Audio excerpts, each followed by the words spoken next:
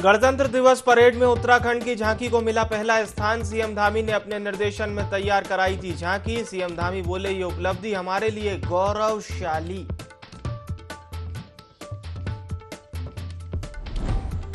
BJP प्रदेश कार्यसमिति की 2 दिवसीय बैठक का समापन। बैठक में शामिल हुए पुष्कर सिंह धामी। 2024 के मास्टर प्लान पर हुआ मंथन।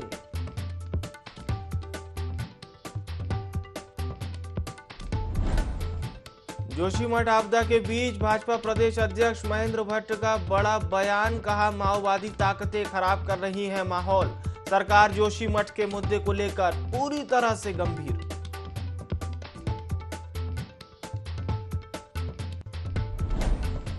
भारत जोड़ो यात्रा का श्रीनगर में समापन। राहुल गांधी के समर्थन में उत्तराखंड कांग्रेस मुख्यालय पर किया गया ध्वजारोहण। देहरादून में मानव श्रृंखला बनाकर निकाला गया मार्च।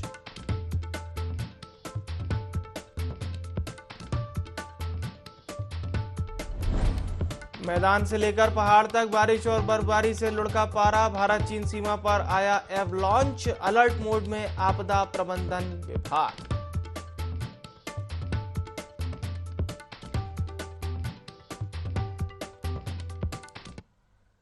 नमस्कार, देवभूमि लाइव में आप सभी का बहुत स्वागत है। आपके साथ मैं हूं विवेक पांडे। खबरें उत्तराखंड की और बड़ी खबर देहरादून से लेंगे। गणतंत्र दिवस परेड में उत्तराखंड की झांकी को पहला स्थान मिला है। इस बार उत्तराखंड की मानस खंड पर आधारित झांकी पेश हुई थी। सीएम धामी ने अपने निर्देशन में इस झांकी का निर्माण करवाया था। पूरे देश में उत्तराखंड का नाम रोशन हुआ। सीएम धामी ने कहा कि ये उपलब्धि हमारे लिए गौरवशाली है। मानस खंड के रूप में कुमाऊं के मंदिर विकसित किए जा रहे हैं। पीएम मोदी की महत्वाकांक्षी योजना है मानस खंड। तो विशेष योजना और उस योजना पर बनी ये विशेष झांकी, जिसको अब चयनित कर लिया गया, पहला स्थान मिला है देश में पहले नंबर पर। ये अपने आप में बहुत बड़ी उपलब्धि है, उत्तराखंड की झांकी को पहला स्थान मिलना। हमारे साथ इस महत्वपूर्ण खबर पर हमारे state head doctor Ajay Dhoundiyal हमारे साथ जुड़ चुके हैं। डोंडियाल जी, हमने देखा था सीएम धामी जब दिल्ली दौरे पर थे तो बारीकी से एक एक निगाहें उनकी झांकी पर थी। पूछ रहे थे इसको बनाने में कितना समय लगेगा और इंस्ट्रक्शंस भी देते जा रहे थे। तो कहीं ना कहीं अब ये कहें कि प्रतिसाद मिल गया है, उत्तराखंड का नाम अब रोशन हो गया है देश में एक बार फिर से। एकदम एकदम विवेक जी, ये एक बहुत गौरवान्वित पल है उत्तराखंड के लिए कि पूरे देश में उत्तराखंड की मानस खंड की झांकी को पहला स्थान गणतंत्र दिवस की परेड में शामिल होने पर मिला है। और ये एक और बड़ी चीज ऐसी तब हो जाती है कि जब अधिकारियों को खुद मुख्यमंत्री निर्देश देते हैं और खुद बताते हैं कि ये झांकी इस तरीके से बनेगी, इस झांकी में ये चीजें सम्मिलित की जाएंगी।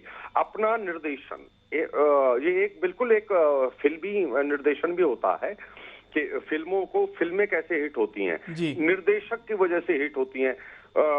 कलाकार, झांकी में कलाकार हमारे कम होते हैं, लेकिन यहाँ निर्देशक बहुत बड़ी भूमिका निभाता है। और जब ऐसा निर्देशन खुद राज्य का मुखिया करे और वो नंबर 1 पर आ जाए, फर्स्ट डिवीजन में आ जाए, पूरे देश में नंबर 1 पर आ जाए, तो उसमें फिर बात कहीं नहीं, क्या पूरे राज्य का नाम हो जाता है, पूरे देश में नाम हो जाता है। और खुद मुख्यमंत्री को इसका श्रेय मिलता है।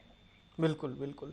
मैं एक बात और जरूर आपसे इसको भी जिक्र करना चाहूंगा, क्योंकि प्रधानमंत्री मोदी भी कहते हैं कि अपनी सांस्कृतिक विरासत पर गर्व कीजिए। मानसखंड मंदिर माला मिशन जो है बहुत बड़ा एक तरह से मिशन के तौर पर इसे केंद्र सरकार, राज्य सरकार मानकर चल रही है। और सीएम धामी भी कहीं ना कहीं इन गौरवशाली पलों को बताते हुए कह रहे हैं कि जिस तरह से पुराणों में गढ़वाल का केदारखंड और कुमाऊं का मानसखंड के रूप में वर्णन है, स्कंद पुराण के मानसखंड के बारे में बताया गया है। यानी कि एक मान्यताओं को तो सहेजा हुआ ही है और साथ ही साथ ये भी बताने की कोशिश की है कि देखिए, पुरानी धरोहरों को अगर सही तरीके से पेश किया जाए तो कहीं ना कहीं वो भी एक उचित स्थान प्राप्त कर सकते हैं, जो आज उत्तराखंड को मिला हुआ ये पुरस्कार है कहीं ना कहीं। एकदम विवेक जी, विवेक पांडे जी, मैं आपको एक चीज कहना चाहूंगा। नवाचार लगातार उत्तराखंड में होता रहा है और मुझे लगता है कि नवाचार के लिए मुख्यमंत्री धामी को जाना चाहिए। नवाचार ये है कि उत्तराखंड के चार धाम, जी। चार धाम पूरे विश्व पटल पर हैं, पूरे देश में हैं। इसके इतर उन्होंने कुमाऊं की मानस खंड माला परियोजना को एक बहुत बड़ा महत्व दिया और उसमें उत्तराखंड के बड़े मंदिर हैं। उत्तराखंड के कुमाऊं क्षेत्र के जो मंदिर हैं, जिसमें बागेश्वर धाम है, जिसमें जागेश्वर धाम है, जिसमें हाट कालिका है, जिसमें पाताल भुवनेश्वर है, ये बड़े बड़े मंदिर हैं, सिद्धपीठ हैं, जहां पर्यटन, धार्मिक पर्यटन और बढ़ सकता है। कोशिश ये रही है कि मानस खंड परियोजना को, मानस खंड की एक झांकी देश के सामने रखी जाए, तो उससे ये समझ में आया कि कुमाऊं में भी ऐसे कई मंदिर मालाएं हैं जो बद्रीनाथ, केदारनाथ, गंगोत्री, यमुनोत्री की ही तरह हैं।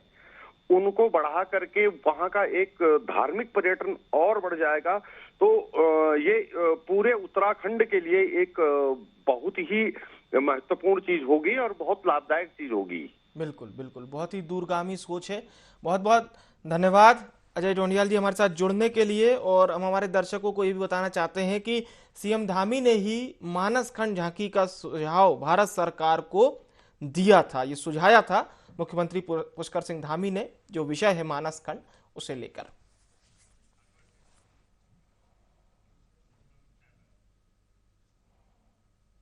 और चलिए खबरों में आगे बढ़ते हैं। भारतीय जनता पार्टी की प्रदेश कार्य समिति की बैठक के दूसरे दिन प्रदेश के मुखिया पुष्कर सिंह धामी इस महत्वपूर्ण बैठक का हिस्सा बने।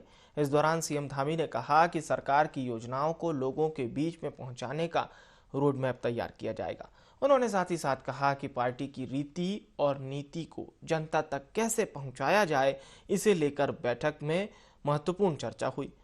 इस दौरान सीएम धामी ने राहुल गांधी की भारत जोड़ो यात्रा पर भी अपनी प्रतिक्रिया दी। प्रदेश कार्यकारिणी की बैठक बहुत ही उत्साहपूर्ण माहौल में, सभी के अंदर जोश है। पूरे प्रांत भर के कार्यकर्ता, हमारे पदाधिकारी यहाँ पहुँचे हैं और उन्होंने, सभी लोगों ने अपनी अपनी भावनाएं, जो जनता की अपेक्षाएं हैं उसको पूरा करने के लिए जो भी सुझाव आए हैं, जिस प्रकार के विचार आए हैं, हम प्रतिबद्ध होकर सरकार के रूप में उन सभी कामों को आगे बढ़ाएंगे। प्रदेश के विकास और जन कल्याण के लिए जो पार्टी के सुझाव हैं, वो निश्चित रूप से हम सभी लोगों को, विकास की परियोजनाएं हैं उन पर निरंतरता से काम कर रही है और उत्तराखंड राज्य तेजी से आगे बढ़ रहा है। राहुल गांधी भी वहां जाकर अपनी यात्रा समाप्त कर रहे हैं अमन, चैन और शांति से। तो इससे बड़ा प्रत्यक्षम किम प्रमाणम कि मोदी जी के नेतृत्व में धारा 370 जो हटाई गई है, वो ऐतिहासिक कदम है उस कश्मीर को बचाने के लिए, जहां देश के 40,000 से भी ज्यादा लोग शहीद हो गए। वो कश्मीर आज इस बात की ठीक प्रकार से पूरे देश को, एक तरह से मैं कहूं कि एक उदाहरण देने का काम कर रहा है। और चलिए बात करते हैं जोशीमठ की। आपदा के बीच उत्तराखंड के बीजेपी प्रदेश अध्यक्ष का एक बड़ा बयान सामने आया है। उनका कहना है कि जोशीमठ के मुद्दे को माओवादी ताकतें हवा देने का काम कर रही हैं। साथ ही कहा कि सरकार जोशीमठ को दोबारा स्थापित करने के लिए गंभीरता से काम कर रही है और लोगों की मदद करने का प्रयास भी कर रही है, लेकिन इसके बावजूद भी विकास विरोधी लोग स्थानीय नागरिकों को गुमराह करने का काम कर रहे हैं।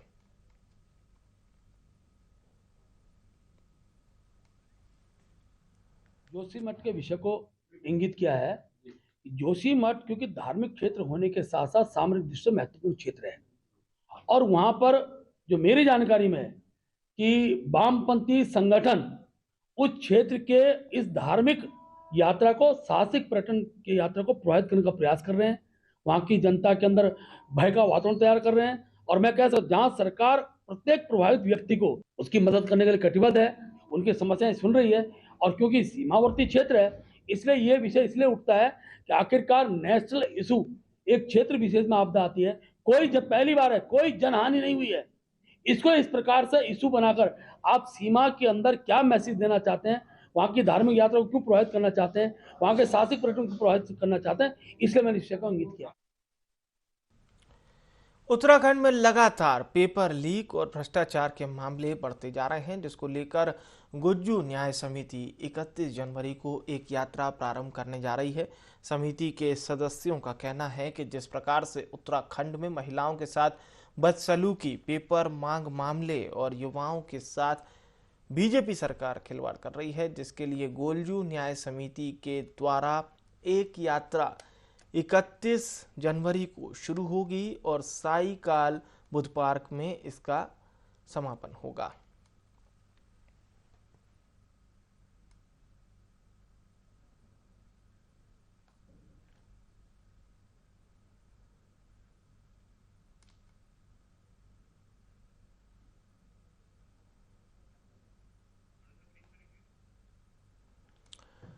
तो न्याय यात्रा निकाली जाएगी, जिसका साईकाल बुद्ध पार्क में समापन होगा। गुज्जू न्याय समिति ये न्याय यात्रा निकालेगी और पेपर लीक मामले का इसमें विरोध जताया जाएगा।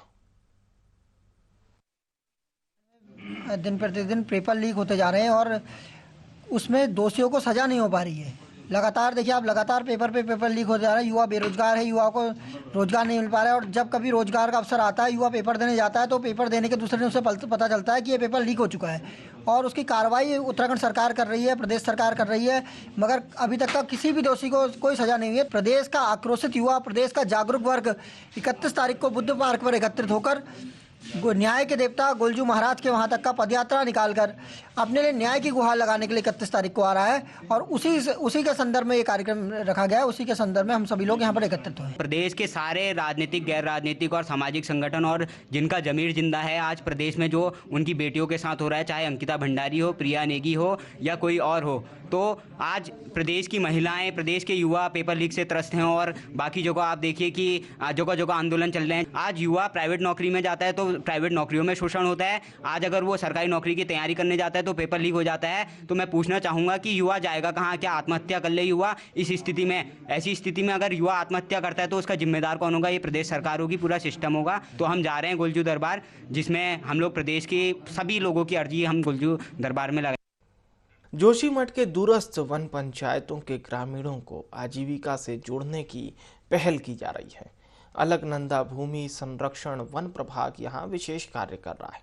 तपोवन विष्णुगढ़ जल विद्युत परियोजना के ट्रीटमेंट कैट प्लान के तहत विकास कार्य किए जा रहे हैं। इसी कड़ी में कई गांवों में 1700 कलमी सीडलिंग अखरोट और 1860 कलमी रूट स्टॉक से पौधों का निःशुल्क वितरण किया गया। वन क्षेत्राधिकारी ने बताया कि कैट प्लान के तहत दूरस्थ वन पंचायतों के काश्तकारों को फलदार पौध निःशुल्क दी जा रही है ताकि ग्रामीणों की आजीविका में कुछ सुधार आ सके।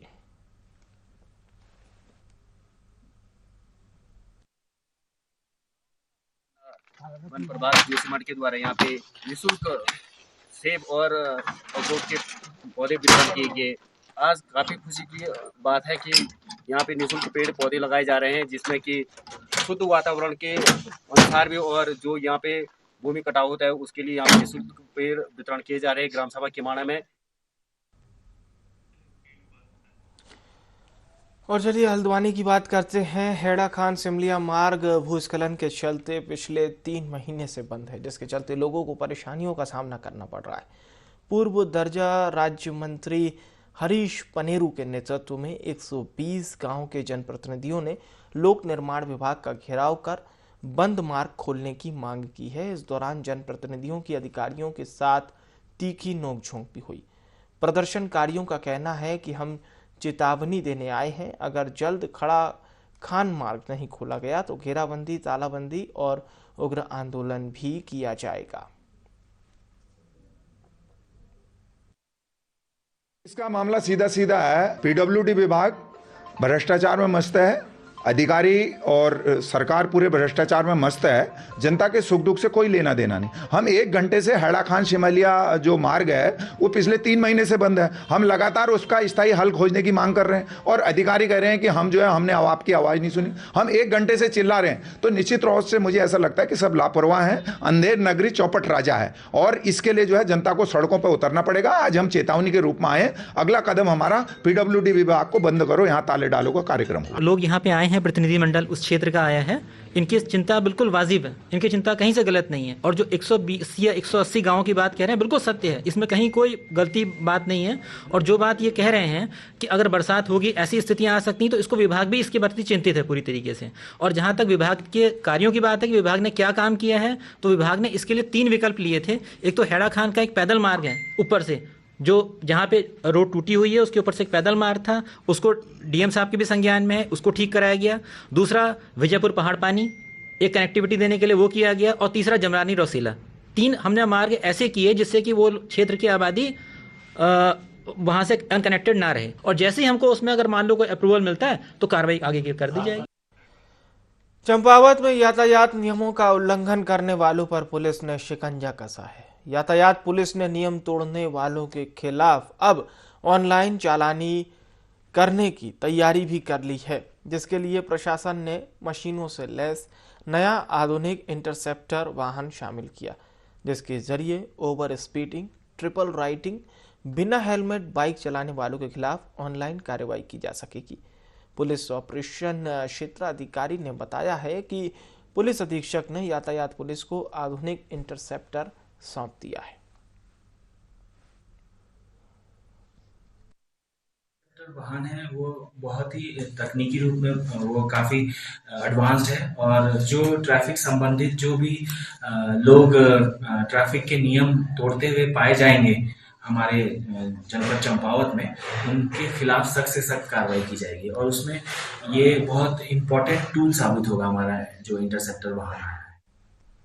हल्द्वानी में रेलवे की भूमि पर अतिक्रमण को लेकर सीमांकन सोमवार को भी पूरा नहीं हो पाया। बता दें कि हाईकोर्ट के आदेश के बाद मकबूलपुरा में सीमांकन होना था, जिसमें फॉरेस्ट, रेलवे और राजस्व विभाग के अधिकारी कर्मचारी मौजूद थे, लेकिन बरसात के चलते सीमांकन नहीं हो पाया।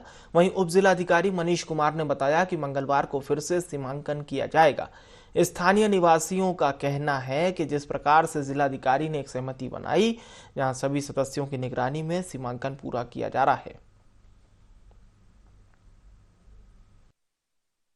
और यहाँ जो जिलाधिकारी जी ने मीटिंग ली थी उसके अंदर 4 लोगों को नियुक्त करा गया था। उसमें सबसे पहले तो मैं जिलाधिकारी जी का शुक्रिया अदा करता हूँ। उन्होंने इतनी शांतिपूर्वक वो करने के लिए 4 आदमी कमेटी बना के, जिसमें कमेटी एक मेंबर बीजेपी बना दिया। फॉरेस्ट भी है इसमें, रेवेन्यू वाले भी हैं और रेल वाले भी हैं। सब लोग मिलके ये सर्वे कर रहे हैं। तो वो आज हमें पिलर लग रहे हैं और सारे पिलर हमारे इंदिरा नगर में 100 फीट दूर पे है और यहाँ 500 फीट पे है। और ऐसे करते करते 800 फीट दूर हो जाती। जो ये रेलवे लाइन चल रही है इससे 700-800 फीट दूर है वो। सीमांकन बिल्कुल सही हो गया। अब इसमें एक भी घर, एक रत्ती भी घर नहीं जाएगा। विरोध तो कोई नहीं हो रहा। अभी ये तो रिपोर्ट आएगी, ये पता चलेगा कि सही हो रहा है या क्या हो रहा है। नहीं, अभी मुझे इस बात की जानकारी नहीं है। अभी आगे खड़ा हुआ हूँ। देखिए, अभी तो हमें स्थिति स्पष्ट करनी है कि राज्य सरकार की कितनी भूमि है, नजूल की कितनी भूमि है या रेलवे की कितनी भूमि है। उसी के क्रम में सर्वे किया जा रहा है और जब तक सर्वे कंप्लीट नहीं हो जाता तब तक ये डेली चलता रहेगा। इसमें वन विभाग और रेलवे, राजस्व और नगर निगम 4 विभागों की टीमें हैं जो सर्वे का कार्य कर रही हैं।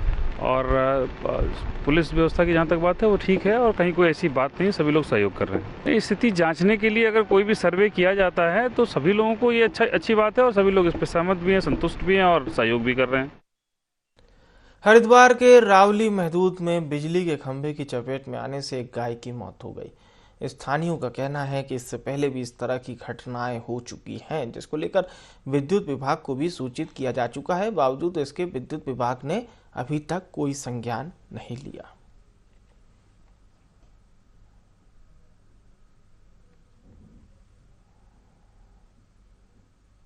हल्की सी बारिश हो जाती तो उसमें करंट या कहीं से है ना ट्रांसफार्मर ले जाते हैं आगे। तो इससे पहले भी कई हादसे हो चुके हैं। पोल भी लोहे के हैं, सारा सामान तार भी लोहे के हैं, तो कहीं ना कहीं स्पार्किंग हो गए, इसकी रात लगभग 9:30 बजे ये घटना हुई। उसमें सूचित भी किया गया, अभी तक तो कोई अधिकारी यहाँ पे आया नहीं आगे। ऐसे हादसे ना हो जाए, इससे बड़ा भी हादसा हो सकता है, कोई आदमी के साथ भी हो सकता है, बच्चों के साथ भी हो सकता है, क्योंकि बरसात में ना भाई आम रास्ता रात दिन चलता ही है, तो जाके हटा के कहीं अलग है ना ऐसी जगह जहाँ पे ना आवागमन कम हो, एक सुरक्षित जगह रखा जाए इनको जाके।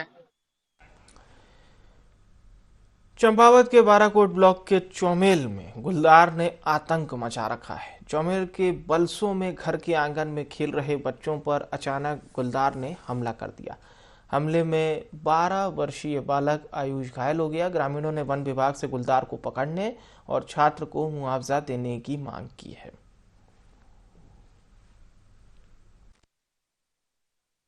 में 10-12 बच्चे खेल रहे थे छोटे छोटे, और ऊपर से गुलदार ने हमला कर दिया बच्चे के पैर में। वो तो सामने ही थे, इस वजह से बच्चा बच गया। अब हमें तो ये खतरा है कि घर के पास ही में ऐसे गुलदार घूम रहा है, तो हम क्या कर रहे हैं? बच्चों की सुविधा के लिए हमें तो कुछ न कुछ करना ही पड़ेगा। अब वो वन विभाग वालों को और मैंने सब ग्राम प्रधान सबको तो बता ही दिया है, और सामने में तो कोई अब ये पता भी नहीं है कि कहाँ से क्या हमला कर दिया। अब गाँव घरों में हुआ ही ऐसा।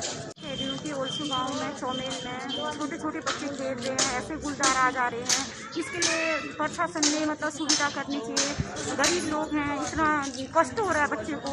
हमें भी छोटे छोटे बच्चे हैं, हमें भी अजीब लग रहा है। हमारे बच्चे को कुछ न कुछ सहायता जरूर दीजिए, मैं विनती करती हूँ। हम गरीब लोग हैं सर, हमारे बच्चे को जरूर सहायता मिलनी चाहिए। हम उतनी दूर से आए हैं यहाँ। कांग्रेस नेता राहुल गांधी की भारत जोड़ो यात्रा का समापन हो गया। राहुल गांधी ने श्रीनगर में मौलाना आजाद रोड स्थित प्रदेश कांग्रेस मुख्यालय में झंडा फहराकर भारत जोड़ो यात्रा का समापन किया।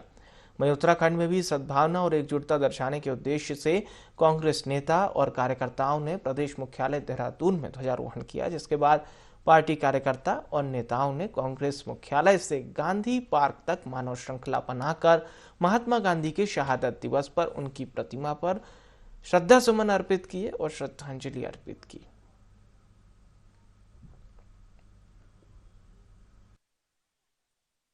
आज हमारे देश के युवा नेता राहुल गांधी ने किया 4000 किलोमीटर पैदल चल करके उन्होंने देश के 14 राज्यों में जो उन्होंने संदेश प्रेम का, सौहार्द का, एकता का दिया। भारत जोड़ो यात्रा आज एक रैली के माध्यम से श्रीनगर में समाप्त हो रही है। आज बापू के चरणों में हमने शपथ ली है कि राहुल गांधी ने जो रास्ता दिखाया है, उस रास्ते को और उस संदेश को हम उत्तराखंड के एक एक घर तक पहुंचाएंगे, सबके माध्यम से। और एक एक छोटा से छोटा कार्यकर्ता आज उन्होंने शपथ दी है कि हम इस संदेश को घर घर कुंडी खटका करके पहुंचाएंगे कि हम मोहब्बत का पैगाम लाए हैं, हमने मोहब्बत की दुकान खोली है नफरतों के बाजार में। ये राहुल गांधी का संदेश हम पहुंचाने का काम करें। यही संदेश हमारे राष्ट्रीय नेता राहुल गांधी जी पिछले 5 महीने से ये संदेश जनता में दे रहे हैं कि प्यार ही सब कुछ है, प्यार में ही ताकत होती है। हमें देश को प्यार से जोड़ना चाहिए। हिंदू, मुस्लिम, सिख, ईसाई आपस में हैं भाई भाई, सबको जोड़ करके रखो। आज एक समापन है कश्मीर में, जो समापन हो रहा है भारत जोड़ो यात्रा का, तो उसी तरह से आज प्रदेश मुख्यालय में हमने झंडा आरोहण करके और हाथ से हाथ जोड़ो का एक नारा दे रहे हैं। अब आगे की हाथ से, जिस तरह से भारत जोड़ो बोला गया, उसी तरह से अब हाथ से हाथ जोड़ो, हर प्रदेश में इसको फैलाओ।